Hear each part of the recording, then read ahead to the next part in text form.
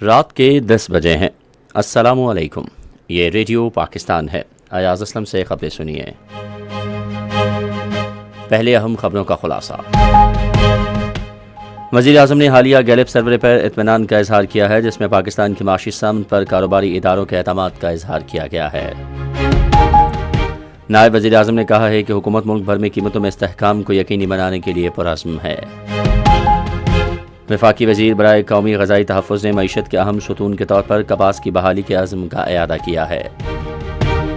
اور پاکستان اور West Indies کے درمیان 3 ایک روزہ بین الاقوامی کرکٹ میچوں کی سیریز کا تیسرا میچ کل کھیلا جائے گا۔ اور اب خبریں تفصیل کے ساتھ۔ وزیر اعظم محمد شہباز شریف نے پاکستانی کاروباری اداروں کے ملکی معاشی سمت پر اعتماد کے بارے حالیہ Gallup service business confidence index report پر اظہار اطمینان کیا ہے۔ ایک بیان میں انہوں نے کہا کہ گیلپ سروے کے مطابق کاروباری اداروں کا پاکستان کی معیشت پر اعتماد گزشتہ 4 برسوں کی بلند ترین سطح پر پہنچ گیا ہے، جو انتہائی خوش آئند ہے۔ وزیر اعظم نے کہا کہ FBR کی ڈیجیٹلائزیشن اور توانائی کے شعبے میں اصلاحات سے ملک میں کاروبار اور سرمایہ کاری کے نئے مواقع پیدا ہوئے ہیں۔ نائب وزیر اعظم اور وزیر خارجہ اسحاق ڈار نے کہا ہے کہ حکومت قیمتوں میں استحکام کو یقینی بنانے، اشیاء ضروریہ کی مناسب فراہمی برقرار رکھنے اور ملک بھر میں صارفین کے مفادات کے تحفظ کے لیے پرعزم ہے۔ وہ آج اسلام آباد میں ملک میں چینی کی دستیابی اور قیمتوں کے تعین کی صورتحال کا جائزہ لینے والی کمیٹی کے اجلاس کی صدارت کر رہے تھے۔ کمیٹی نے مارکیٹ میں چینی کی موجودہ دستیابی، اسٹاک کی پوزیشن اور مارکیٹ کی قیمتوں کے رجحانات کا جائزہ لیا۔ وفاقی وزیر برائے قومی غذائی تحفظ و تحقیق رانا تنویر حسین نے کپاس کو دیہی معیشت اور ٹیکسٹائل صنعت کے بنیادی ستون کے طور پر دوبارہ فعال کرنے کے لیے حکومت کے پختہ عزم کا اعادہ کیا ہے۔ وہ آج اسلام آباد میں کاٹن کمیٹی کے اجلاس کی صدارت کر رہے تھے، جس میں آئندہ سیزن کے لیے کپاس کی پیداوار کے قومی منصوبے کا جائزہ لیا گیا۔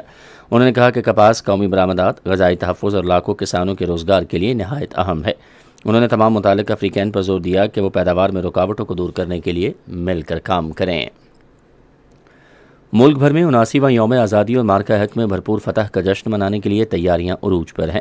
عمارتوں کو قومی پرچم، جھنڈیوں اور کمکموں سے سجایا جا رہا ہے۔ عوام نے اپنی گاڑیوں اور گھروں کی چھتوں پر بھی قومی پرچم لہرائے ہیں۔ ملک بھر میں بازاروں اور سڑکوں کے کنارے سٹالز لگائے گئے ہیں، جن میں قومی پرچم، ٹوپیاں اور بچوں کے سبز و سفید ملبوسات فروخت کیے جا رہے ہیں۔ مارکہ حق کے تحت آپریشن بنیانم مرصوص میں پاکستان کی بھارت کے خلاف فتح نے اس سال یوم آزادی کے جشن کو 4 چاند لگا دیے ہیں۔ مختلف سماجی، ثقافتی اور سرکاری اداروں نے یوم آزادی کے حوالے سے خصوصی پروگرام مرتب کیے ہیں۔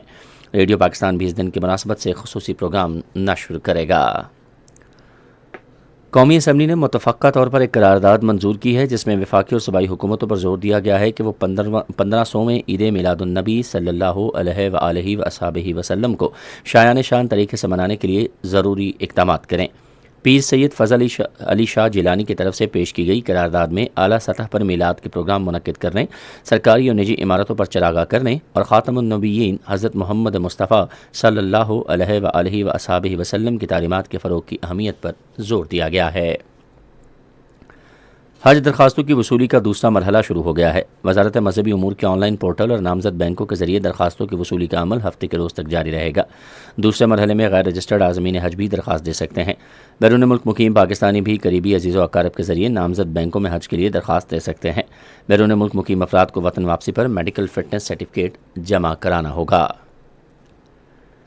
اسرائیلی فوج نے غزہ میں الشفا ہسپتال کے باہر صحافیوں کے خیمے کو نشانہ بناتے ہوئے الجزیرہ کے عملے کے 5 ارکان کو شہید کر دیا ہے۔ غزہ میں 7 اکتوبر 2023 سے جاری اسرائیلی حملوں میں شہید فلسطینیوں کی تعداد 61,400 سے تجاوز کر گئی ہے۔ ادھر غزہ میں فاقہ کشی اور غذائی قلت سے مزید 5 فلسطینی شہید ہو گئے۔ غزہ کی وزارت صحت نے کہا ہے کہ غذائی قلت اور فاقہ کشی سے شہید فلسطینیوں کی تعداد 222 ہو گئی ہے، جس میں 101 بچے بھی شامل ہیں۔ اور پاکستان اور ویسٹ انڈیز کے درمیان 3 ایک روزہ بین الاقوامی کرکٹ میچز کی سیریز کا تیسرا میچ کل تروبہ میں کھیلا جائے گا۔ میچ پاکستان کے معیاری وقت کے مطابق شام 6:30 بجے شروع ہوگا۔ سیریز 1-1 سے برابر ہے۔ اسی کے ساتھ خبریں ختم ہوئیں۔ مزید خبروں اور تجزیوں کے لیے ہماری ویب سائٹ ہے radio.gov.pk۔ اس کے علاوہ آپ ہمارے فیس بک کے link Radio Pakistan News official پر ہماری براہ راست ویڈیو سٹریمنگ ملاحظہ کر سکتے ہیں۔